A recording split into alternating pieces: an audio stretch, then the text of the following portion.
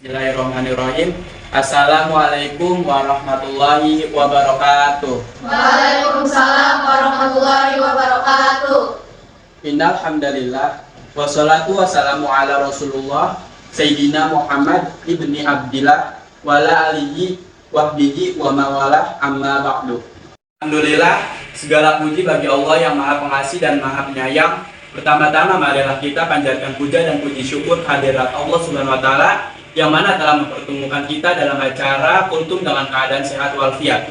Salawat serta salam tak lupa mari kita junjung tinggi kepada baginda Nabi Muhammad Sallallahu Alaihi Wasallam bersama ahlul baitnya dan juga kepada guru-guru kami, orang tua kami, saudara kami, pemimpin-pemimpin kami, kaum muslimin dan muslimat yang terdahulu dan juga yang akan datang.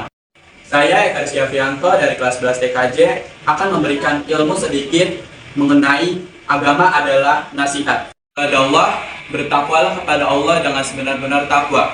Rasulullah Shallallahu Alaihi Wasallam bersabda, An Abi Ruqayyah Tamim bin Ausid Dariyah radhiyallahu taala anhu, An Nabi Shallallahu Alaihi Wasallam qala daniya nasihatu kulna liman qala lillahi wa likatibihi wa li rasulihi wa li ammatihi muslimina wa ammatihim.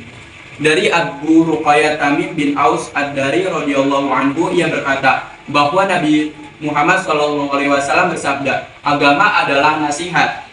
Kami bertanya, untuk siapa? Beliau menjawab, bagi Allah, bagi kitabnya, bagi rasulnya, bagi pemimpin-pemimpin kaum muslimin, serta bagi umat Islam umumnya. Hadis riwayat Muslim nomor 55. Kaum muslimin rahimakumullah, secara bahasa nasihat berasal dari bahasa Arab yaitu nasihat. Dari kata nusbu artinya murni.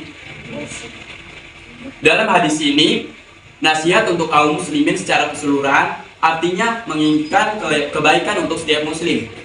Jarir bin Abdullah radhiyallahu anhu berkata, Bayaksu Rasulullah sallallahu alaihi wasallam ala iqamas salata wa iyyata zakati wan nusi likulli muslim. Aku berbayat kepada Rasulullah Shallallahu Alaihi Wasallam untuk menegakkan sholat, menunaikan zakat, dan memberi nasihat atau menginginkan kebaikan kepada muslim. Hadis riwayat Al-Bukhari dan Muslim. Adapun pengertian nasihat secara istilah, adapun menginginkan kebaikan untuk orang lain, kaum muslimin rahimakumullah, agama ini adalah nasihat. Maksudnya adalah yang membuat agama ini tamak dan membuat syariatnya terpraktikan adalah nasihat. Sebagaimana sabda Nabi Shallallahu Alaihi Wasallam, haji itu adalah Arafah. Artinya sesuatu yang terpenting dari ibadah haji adalah Arafah. Ibadah Allah, nasihat itu ditujukan kepada siapa? Kata Rasulullah Shallallahu Alaihi Wasallam, Qala Allahi wa li katabihi wa li rasulihi wa li ummatihi muslimin wa ammatihim. Allah artinya Allah bagi kitabnya, bagi rasulnya, bagi pemimpin-pemimpin kaum muslimin, serta bagi umat Islam umumnya. Apa yang dimaksud dengan nasihat kepada Allah? Apakah Allah butuh diceramahi dan dinasihati? Tidak. Jangankan artikan nasihat di sini dengan nasihat dalam bahasa Indonesia. Nasihat dalam bahasa Arab, sebagaimana sudah khotib jelaskan di atas, artinya memurnikan. Jadi nasihat kepada Allah artinya memurnikan ibadah kepada Allah, bahwa hanya Allah Ta'ala saja satu-satunya yang berhak untuk disembah. Apabila seorang melakukan hal ini, maka akan terwujudlah hubungan yang baik antara dirinya dengan yang menciptakannya.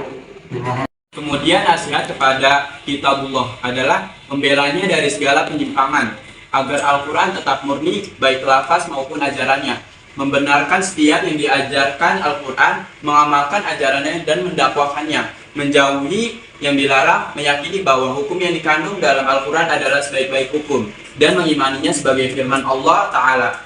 Setelah itu ada nasihat kepada Rasulnya.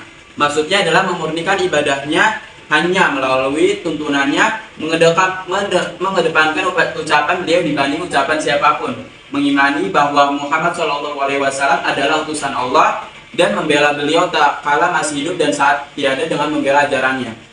Ibadallah, kemudian nasihat kepada pemimpin kaum muslimin. Yang dimaksud di sini adalah para ulama dan para pemangku kebijakan. Nasihat kepada ulama adalah dekat dengan mereka, mengambil ilmu dari mereka, meminta petuah-petuah kepada mereka, Dan yang semisalnya adalah yaitu Allah Ta'ala berfirman tentang bagaimana hendaknya kaum muslimin mengamalkan maksud hadis nasihat kepada ulama. Firmannya yaitu wa idza ja'ahum amrun manal umni awil khawfi adahu bihi walawatuhu illa rasuli wa ila awulil amri minhum la'alimal lazina yastambiqunahu minhum walaula fadlallahu alaikum warahmatuh la tabaqtumu sayqana illa qalila. Artinya, dan apabila datang kepada mereka suatu berita tentang keamanan ataupun ketakutan, mereka lalu menyatakannya. Dan kalau mereka menyerahkannya kepada Rasul dan ulil amri di antara mereka, tentulah orang-orang yang ingin mengetahui kebenarannya akan dapat mengetahuinya dari mereka, Rasul dan ulil amri. Kalau tidaklah karena karunia dan rahmat Allah pada kamu, tentulah kamu mengikut syaitan, kecuali sebahagian kecil saja di antara Quran surat An-Nisa ayat 83.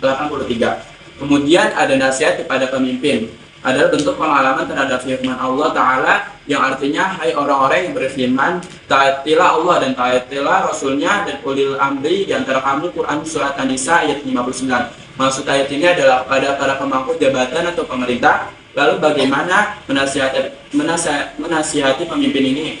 Maksud dari nasihat kepada pemimpin dalam hadis ini meliputi mengakui pemerintah mereka, menaati dalam hal yang makruh, menutupi aib mereka, tidak melakukan pemberontakan kepada mereka, jihad bersama mereka, dan lain-lain. Adapun nasihat kepada semua kaum muslimin, yaitu mencintai hal-hal yang baik untuk mereka sebagaimana kita mencintai hal-hal baik untuk kita, menghormati yang tua di tengah mereka dan menyayangi yang muda. Dan ini semua merupakan hal yang termasuk nasihat kepada kaum muslimin. Tidak semua orang mampu menasihati umat ini. Mereka adalah orang-orang khusus yang Allah pilih dengan ilmunya, dan mereka pun menempati derajat yang tinggi di sisi Allah Tabaraka wa Ta'ala. Ibadallah, wajib bagi kita kaum muslimin untuk menasihati sesama kaum muslimin dengan makna nasihat yang luas seperti yang sudah saya paparkan.